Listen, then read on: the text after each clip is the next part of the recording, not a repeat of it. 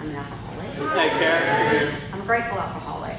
And I remember when I first came in here and I would hear people say they were a grateful alcoholic, I thought they were batshit crazy. Now I definitely get it. This program's gotten me sober, but it's given me so much more than I could have even dreamed possible. So if y'all are early in this, stay with it. It really gets good. It's not perfect, but it gets it a lot better. First of all, my sobriety date is May the 17th of 2015. So God willing, and if I keep working this program, I will have 10 years in a few weeks.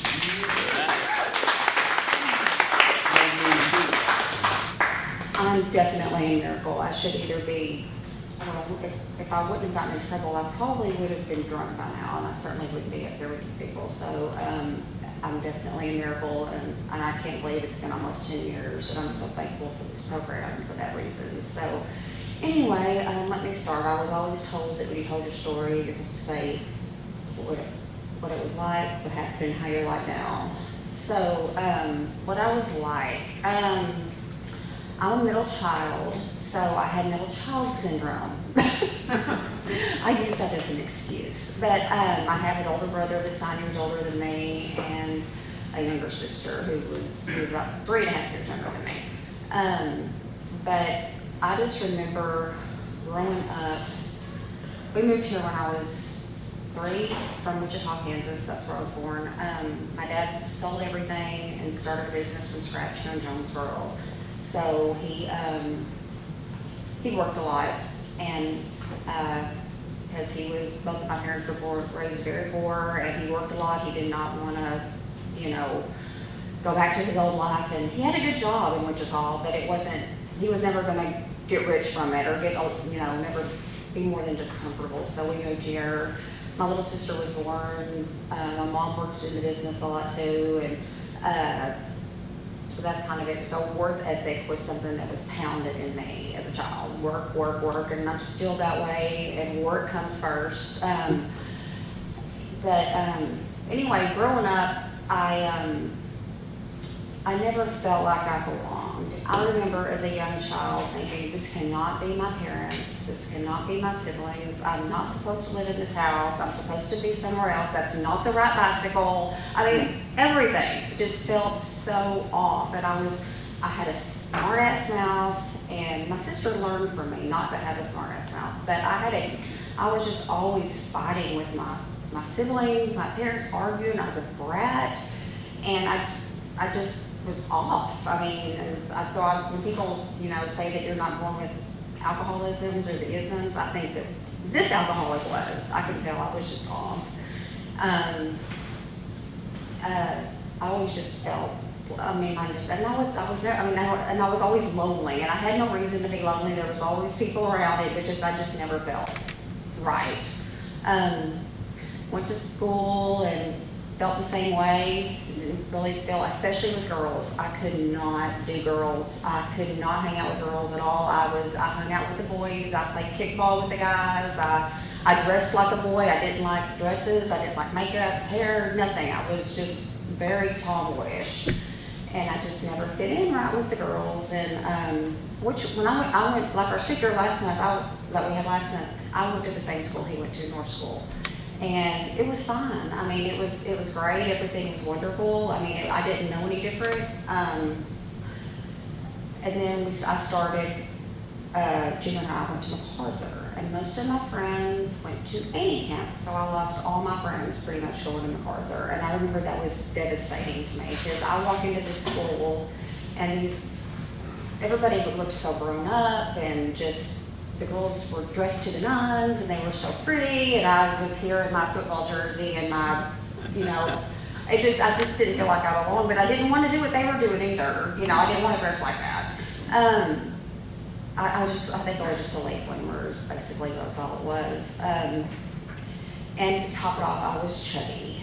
I was really short, big double chin, very, very chubby, very self-conscious, and just kind of flopped along. And then 8th grade rolls around, and I start getting taller. I start losing some weight. I'm not interested in boys either. And I'm just not just not into it. And finally 8th grade rolls around, and then I start noticing boys. I kind of start dressing a little more feminine. And I mean, I'm telling you, I was such a tomboy that my mother literally had to put me down on the bed and put a bra on me. That's how bad it was. Horrible. And so, and I needed to wear one, I just didn't want to. But anyway, then I finally started dressing a little better, more like a girl, and fixing my hair, putting a little makeup on, and lost a little bit of weight, you know, and I found another really good friend, and I started hanging out with her, and everything was fine. We were, you know, silly. And so anyway, get through junior high, start high school.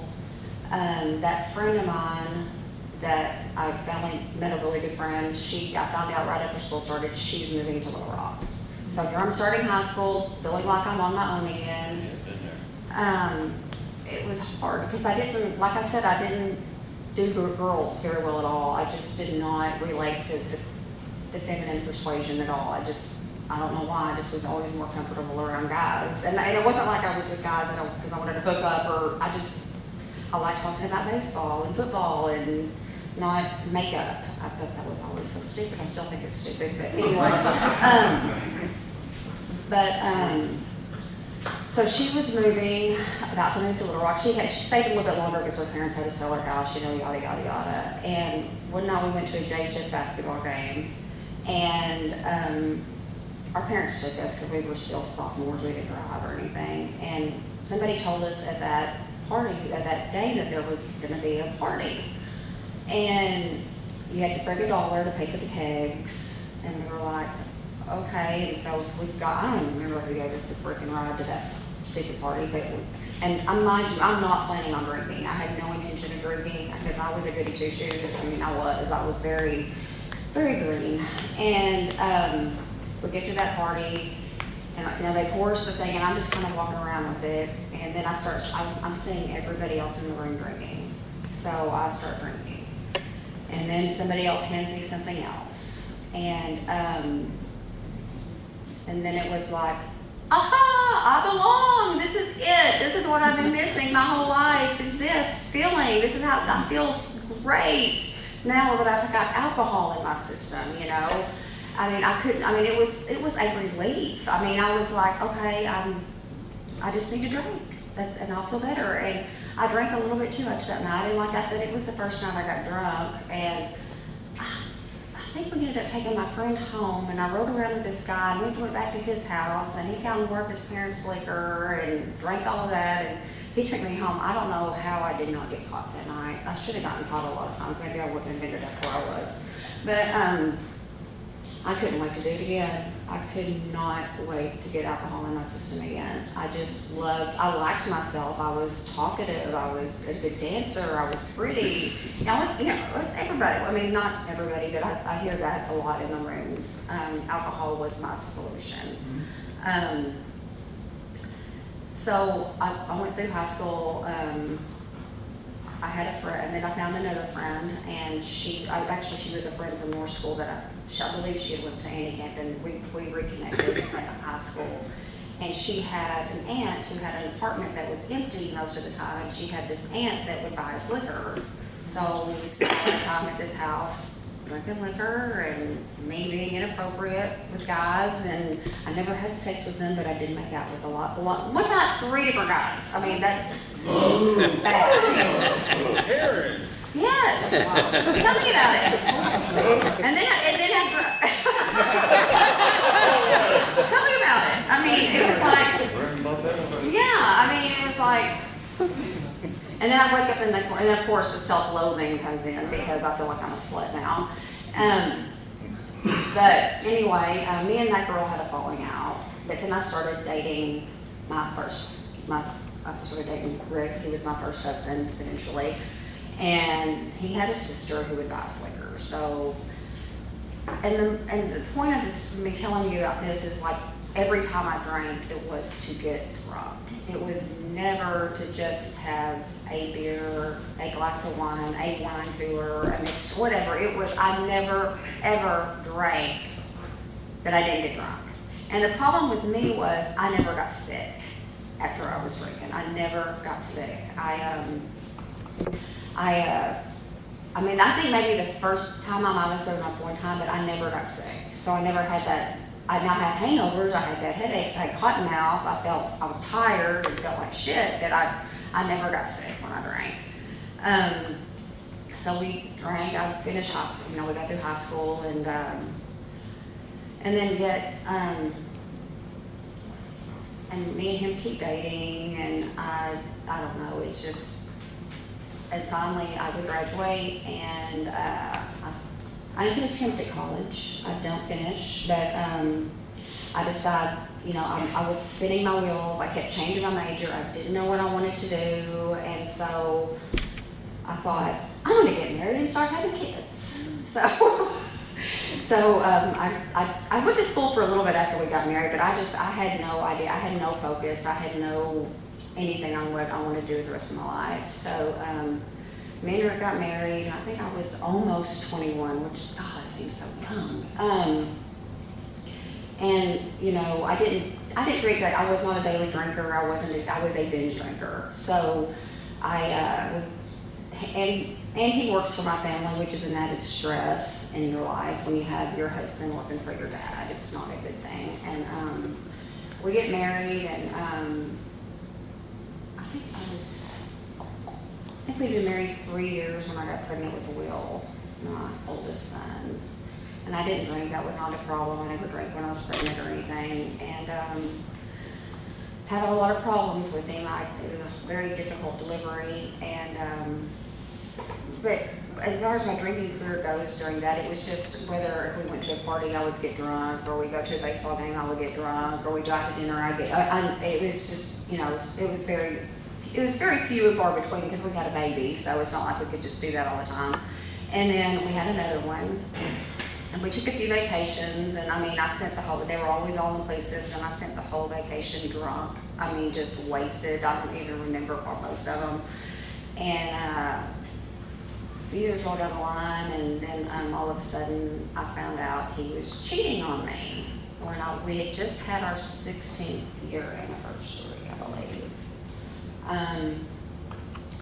And he decided, he told me he didn't love me anymore, and he was in love with her, and that happened on August the 28th of 2009, and we were divorced in October. Right after, it was Columbus Day, right after, it was 30 some days and we were done.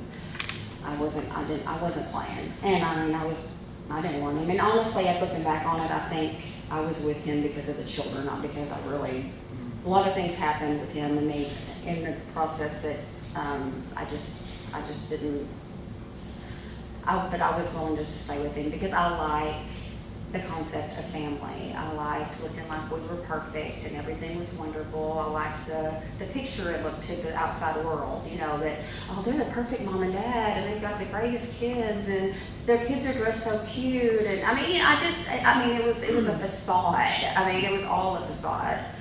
And he knew it was, I knew it was over. It got ugly a few times because my kids couldn't stand him, they didn't want to be around him. And so then, right after that, I went to see a therapist, and the therapist wanted to put me on some sort of anti-anxiety med. I weighed like 108 pounds. I was so thin. I was running my ass off with two very active teenage boys between basketball, soccer, piano lessons, baseball, plus taking them to school, picking them up every day, homework, just everything. I was just exhausted. And so the doctor wanted to put me on some sort of antidepressant or something. Well, the doctor also put me on Xanax. And a doctor gave it to me, so it was okay to take, wasn't it? So I started taking those, and with the antidepressant, and I was doing pretty good. And but then I started I would sometimes run around with people, like when the boys were with my parents or something, and I would get wasted, I'd get drunk, and then I got to where I started keeping alcohol in my house. I never, ever, ever kept liquor in my house. And all of a sudden, I started keeping it in the house. And so then I got to where I started drinking. I'd get the boys to bed and I would just get wasted every night. I mean, it started out with like, half a bottle, then it was a bottle, and it was just endless. And I became a daily drinker, and I didn't see it coming. And then let me see, I went on a cruise with my sister and her friend and did the repeat thing of high school, made out with a bunch of different guys on this cruise ship. Didn't have sex, but did, fool around. And I'm a mother, I'm not supposed to be doing things like that.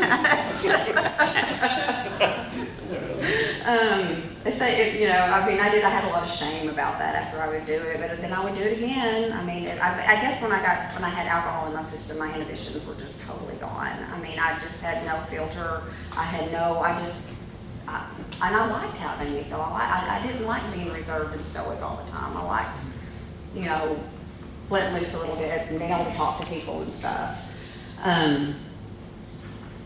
And I'll tell you how hard this is for me getting up here and talking. I remember when I was in college and I took a speech class and I had to get up and give a speech. And that morning before the speech, I got drunk so I could have the courage to get up and give that speech in front of my classmates. Yeah. So this is really difficult for me to do, but I'm sober, so I didn't drink anything on my way, I promise.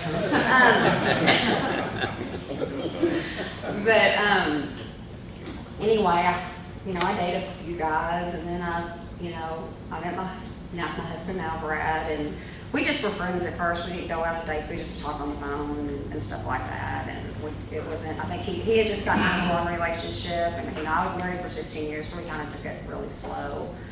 And then we started dating after about 7 or 8 months, going out on dates and hanging out. And but I was still after he would leave my house at night, I was still drinking and taking the Xanax. And then we get married, and I think my drinking got a little bit better because I think I was just so infatuated with him and so happy he was filling that void in me that I was still drinking, but not quite as much. And so we get married, and then he finds out I'm taking the Xanax. And he gets like, "What are you doing? You got to get off of this." And so, okay, so I just dumped him down the toilet. Don't ever do that. It was bad withdrawals, but guess what happened when I took the Xanax away? I started drinking more, and I was horrible. I was mean. I was screaming all the time. I was never happy. I remember just fighting with him until 2, 3 in the morning, and not even giving a shit that he had patience to see the next morning. I didn't care.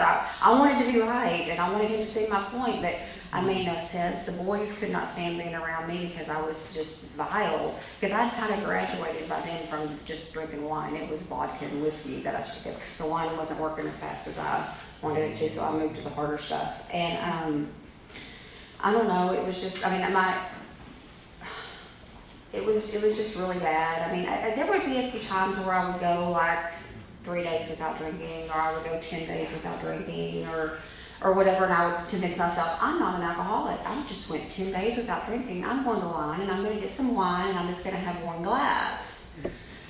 No, it was usually it picked up right where it left off. It was 1, 2 bottles, every time. It never, ever worked. I tried to drink. I'd sit and I'll watch it. I normally start drinking at 3. I'm going to try till 3:30 today. And for some reason, I thought that was perfectly normal. Normal people don't do stuff like that. They don't time, well, I'm going to start drinking at this time, I've heard this in here several times. People were going to different liquor stores so they wouldn't think the people who work at liquor stores was an alcoholic. Just crazy stuff I was doing. And, everybody walks their dog 12 times a night so they can walk around at the solo pub drinking away from. That's just crazy stuff I did. It was just ridiculous. Losing stuff, getting bruises all over myself, just crazy stuff. And but I didn't see how insane I was. But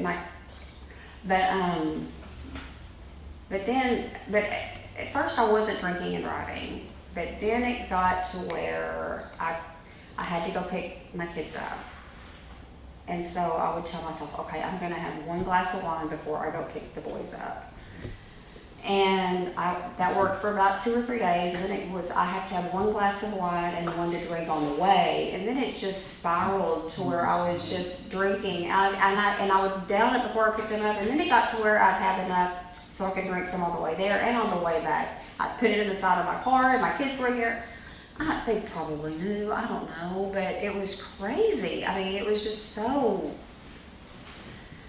But I didn't think anything was wrong with it because I was a good driver when I was drunk, you know. But it was just awful, and I still feel guilt about that. Not just my kid, putting my kids' life in danger, but everybody else on the road with me. It was selfish and self-centered. Well, I mean, my marriage is hanging on by a thread. My kids won't speak to me, but it's still not my fault. It's their fault. For some reason, I never put it together that the drinking was causing all this, you know, was causing all these bad things to happen. And then in the middle of all this, my uncle passed away, my dad's little brother, and he lived up in Poplar Bluff, and he had been in recovery for 6 years through the program of Alcoholics Anonymous. And we went up to his funeral, and his funeral was basically an AA meeting. I mean, it was just all kinds of AA stuff and AA people talking about this, that, and the other. And I remember hearing that going, why is this making sense to me? I mean, why am I relating to all this? And I mean, I thoroughly enjoyed it. I was taking the quiz out. If you answer yes to 2 or more of these questions, you're probably an alcoholic. I think I was answering yes to all of them, but maybe 1. And I think that was the job one because I'm kind of self-employed, so I never really had to worry about this in my job. I mean, I even got to where I was taking out, when I knew I was going to be alone at the office, I was drinking while I was working. I mean, it was getting bad. I was starting to drink in the mornings. It was just getting really out of hand. But I remembered that, and mind you, this was all closeted. I mean, it all was like, nobody saw me literally taking the drinks. I was walking around the house, had things strategically placed all through the house so I could get a swig at something at any time. And now people would see me drink and get drunk if we were at a place where it was acceptable, like a ball game or a concert or something. But as far as just like drinking at home, I tried to really hide it. I mean, I don't know. I mean, they never accused me of drinking, but I don't know how they couldn't tell, but whatever. But I was closeted, and I kept thinking that I knew I probably needed to do something, but I didn't want to because, as I've said in here, I was petrified to stop drinking. It was the scariest thought in the world to me. I'm like, how am I going to cope with Tuesday if I don't drink? So anyway, I roll around to the following year after my uncle passed away. My husband is about to leave town. He's going to be gone for like 4 days. And so I was like super excited. I went to the liquor store. I bought all kinds of shit because I was just going to stay drunk that whole 4 days. And I did.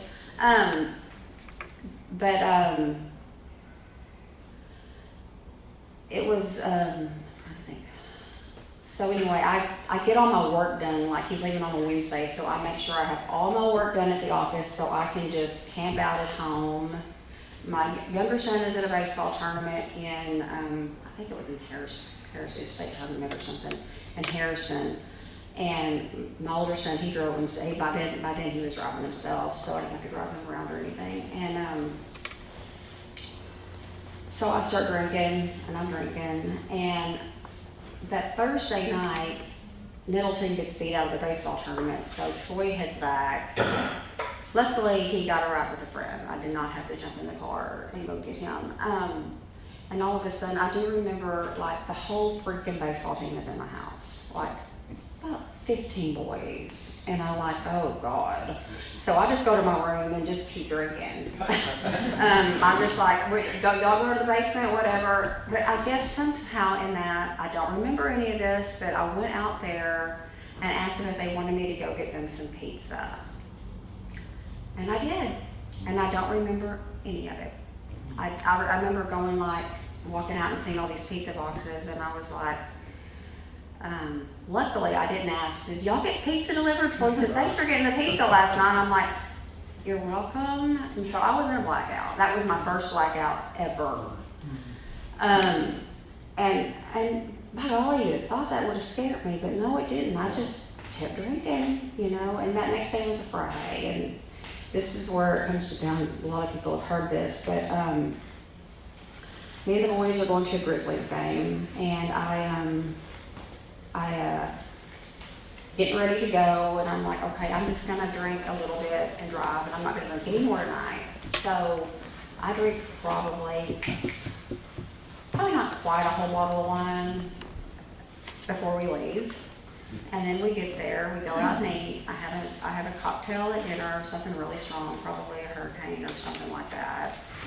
And we go to the game, and instead of sitting there at the game with my boys and enjoying the game, I'm sneaking downstairs getting drinks. And like they were $12 like vodka Collins, and I was just hiding behind somewhere and just horking them down.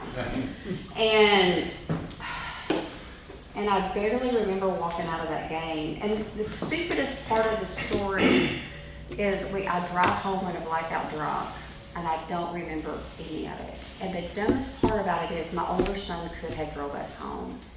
And I was too, I don't know what it was, why I didn't just say, here, Will, take the keys, drive us home. Probably because I didn't want them to know I was drinking. That's probably why I didn't tell them. Saturday morning I get up, I feel like shit. So I start drinking again. And that morning I had to go to a birthday party for a friend of mine's little girl. And I had been drinking, I hadn't had a lot. I had some smear. I don't know why I remember every last drink I had, my last drunk. But I can graph it for you if you want me to. I think it was a Smirnoff Ices that I was drinking. And I had it in a Sonic cup with ice, and I was drinking it on the way there. And I remember just sitting there thinking, what were you doing last night? Driving your kids home in a blackout, you know? And I don't know, I just had a moment of clarity right then and there. And I had that liquor in my car, and I drove back from that party on May 16th, and I didn't drink another drop that day. I don't know why. I'm assuming it was my higher power. And that Sunday morning, I'm on my phone looking for like a weekend treatment center or something so I can just do something, you know. I was like, because I couldn't spend 30 days in rehab. There was no way I could do that because I'm too important and the world would fall apart if I left. And number two is, like I said, I was closeted. So I really couldn't tell anybody I was going to treatment because everybody would have been shocked and disappointed. And I would have been like a burden. Everybody would have had to help me with my kids and do my job for me. I just couldn't do that. So I remembered my uncle's funeral. And I thought, so I got on my phone to look and see when the AA meetings were. So I walked in here on May 17th, 2015 to a 2 o'clock meeting on Sunday.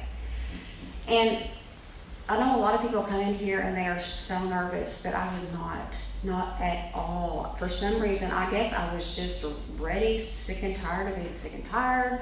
I needed something. And I walked in here, and Roy was the first one to spoke to me. And it was like I could just breathe, you know. I mean, I didn't say a lot at first. Y'all know that. I didn't have a lot to say. I was very nervous, and I was, but it was just like when everybody started sharing, I was like, oh my God, have you been following me around and spying on me? I mean, it was just such a relief knowing that other people did the same shit I did, and they could just come talk in here and talk about it. And they had decades of sobriety, and I'm like, okay, I'm going to try another meeting. And I sat next to a girl, and when I came in here, I didn't know what to expect. I mean, I guess I thought, I didn't know I didn't know if I was going to be in here with people I knew. I didn't know if it was going to be the guys that live under the bridge. I really did not know what to expect when I walked in here.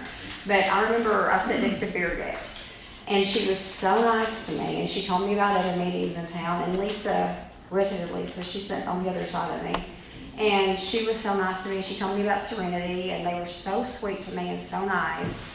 And I got my desire chip, and I went home and dumped out all my alcohol because I thought, I can go today without drinking because I came to this meeting. I think I can do this. I mean, I'm not gonna lie, I would have liked to have had a drink, but I'm like, okay, today's gonna be my day. And so I just kept coming to meetings. I mean, I was a meeting person. I went to 2 a day. I loved them, but I wasn't doing the thing. I was just coming to meetings. I was reading the book on myself. I was listening. There were some CDs that were used to be over there that you could listen to. I was listening to speaker tapes.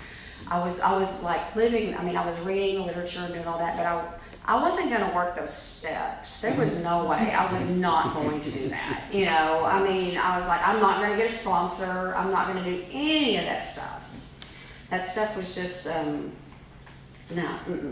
take an inventory. And at the time when I saw the inventory thing, I'm like, I haven't done anything wrong. It's everybody else's fault.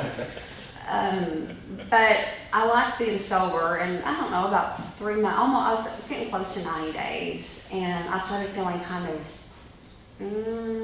I felt like, okay, I like being sober. Maybe I should work those steps and get a sponsor. And I did. And I told my sponsor, I said, I've worked the first 3. And she said, no, we're going to start all over. And so she made me start all over. And she was so good, and she was so kind and patient with me. And the funny thing is that we are total opposites.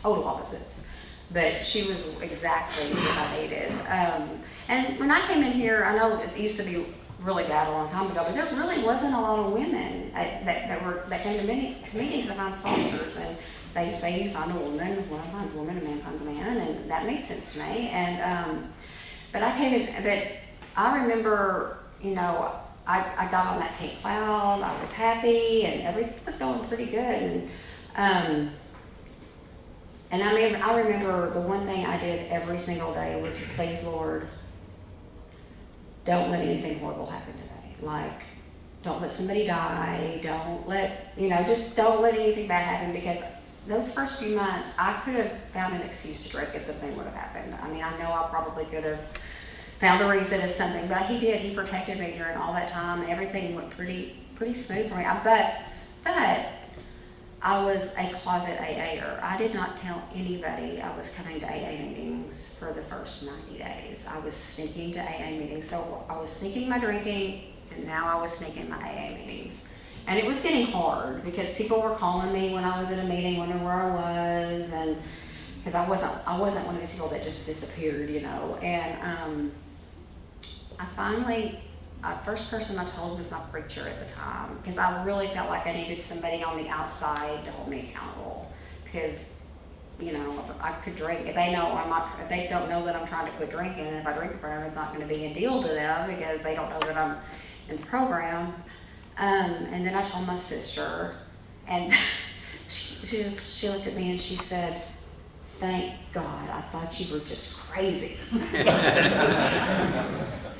I mean, that's how insane. I mean, I was a maniac. I mean, I was calling my mom and my sister every afternoon, just screaming at them, and just horrible. And I remember when I was drinking a lot, my son got really, really sick, and he has severe migraines, and chronic, you know, every 2 or 3 days. I mean, it was horrible. He got one that lasted 6 months. It was terrible. And I remember being so selfish, and I would actually get mad at him because he was inconveniencing me. And because it was all about me. It was about how it was affecting my life. And I was like, can't you just get up and go to school and suck it up? And I was horrible to him, horrible. And I've made my amends to him for that. But and then my other son, he got his jaw broke when he was right before he turned 16. And I had to go with him to Le Bonheur, and I had to stay there with my ex-husband, which was not fun. I couldn't drink when I was there. I made it, but I just wonder we didn't kill each other. But I came home, and he was not supposed to be alone because his mouth was wired shut. And I remember calling one of his friends to come over and watch him so I could go to the liquor store. I made something up. I said I had to go to the office. And here he is. You know, if something happened to him with his jaw locked, he could choke and die. And here I am drunk. And something bad could have happened. And I should have been more in tune to him and not thinking so much about getting drunk. But I was sick at that time. And I had forgiven myself, and I had made amends to both of my boys for a lot of the stuff I haven't told them, but because they don't know, because nothing happened where they had to know, but it's, there's a lot of guilt there in my parenting, and because I was so selfish, and I thought I was such a good mom, and I was a bad mom. But anyway, I keep coming here, and now, you know, like I said, I never had any friends that were girls. I've got a ton of girlfriends now, and I'm so happy about that. Girls are not so bad, and I don't know what, I mean, when I was told I had to find a girl sponsor, that freaked me out too. I'm like, what? You know, but it made sense. I understood why. I just owe so much to this program. I mean, my kids speak to me. I handle things so much better than I used to. I don't explode and say things that I'm going to regret. I mean, I do every once in a while. I'm not perfect yet. Progress, not perfection. I'm not lonely anymore. I actually am getting to where I kind of like myself a little bit. Me and my husband are fine. When I told the boys that I was coming to AA, it was right around 90 days, and my younger son was like, "That's great, Mom," and then my other son got upset because he's a sensitive one. And then I told my husband about it, and he was angry at me because I didn't tell him. I didn't confide in him. He was mad that I told my preacher and my sister and the boys before I hated that I should have been the first person you told. And I was like, well, sometimes you're not the easiest person to talk to. But, about things like that. So, and a lot of times, I know with me, it was kind of like I couldn't cut myself the slack to call myself an alcoholic. I had such a hard time accepting that it was a disease. I thought it was my fault. I was weak. I didn't have any self-control. I just was a bad person because, I mean, I've heard people that are alcoholics or drug addicts or whatever, and they had like really bad childhoods and really bad shit happen to them. And so I always thought that was why they were alcoholics. Not just normal people can become alcoholics, but I look back after being in here for so long, I had a lot of drunks in my family. I mean, my dad was raised by his grandparents because his dad was a drug. My mom was one of 11, and I think 4 of her brothers are alcoholics. It's just, so, I mean, it's very thick, and my dad's grandfather was an alcoholic, so, I mean, it's deep in there. Luckily, my brother and my sister, they don't have it, but I just have an addictive personality, even when it comes to Oreos. I can't keep those in my house either, so, but the program has just, saved my life. It's given me something that, I really thought, and I was going to church all the time too during all this. I was in church every Sunday. Every time the doors were open, I was in church. But for some reason, it was not, it wasn't working, And it's not like you can go up to church and just tell everybody, hey, I'm an alcoholic, because, people don't take to that very well. They don't understand it, and I didn't either. And when I first came in here, I was very closeted about it. I did not tell anybody I was in the program, and now I'm to the point where my parents never knew. There was no reason to tell my parents. It would have just upset them, and there was just no reason so I never told them, and that's fine. If it came to a point where I had to, I would have, but I never had to, and it would have just made my mom and dad are warriors, and there was no reason to tell them. But in this program, I went through some really, really hard things. The hardest things in my life, losing my dad was, and I never one time thought about taking a drink, not one time. Never thought about popping a Xanax either. I never even, I just cried and I dealt with it, and I still cry about it. I miss him a lot, but drinking is not going to bring me back, and now I'm sure he knows that I'm sober and I'm working the program, but I went through my son, he tried to commit suicide because the migraines were so bad. He just in so much pain that one day he tried to take his own life. And luckily he did, and I caught it before it happened. And then my brother-in-law, who died not last Halloween, but the Halloween before, of this disease. And I tried as much as I could, but I quit pushing it on him. I just, everybody just says stay sober and live by an example and pray for him, and that's what I did. And for some reason, he never wanted to get it. So I've got, and right now it's dealing with my mother with the dementia. It's really, really hard. It's a horrible disease. I wouldn't wish it on anybody. I mean, I look at her and I'm like, I'm glad my disease is alcoholism, because it's a terrible disease. But I'm so glad I'm sober dealing with it, because if I was drinking, it would be a Mongolian buzzard orgy. It would be a mess. For some reason, I'm the responsible one. I'm the one that does everything. I take care of her meds, I pay the sitters, I do the grocery shopping for her. I'm the one that has to, if the sitters call in, I'm the one that has to go sit with her until somebody can, it's me. All of it's me. And, but there are times where I do want to run away, and it's not because I mind doing those things for my mother. She's not the same person anymore. She can be mean, she can be hateful, she don't know who I am half the time. It's just a really hard disease, but this too shall pass, and I think I'm going to stay sober today. And thank y'all for coming, and that's about all I got.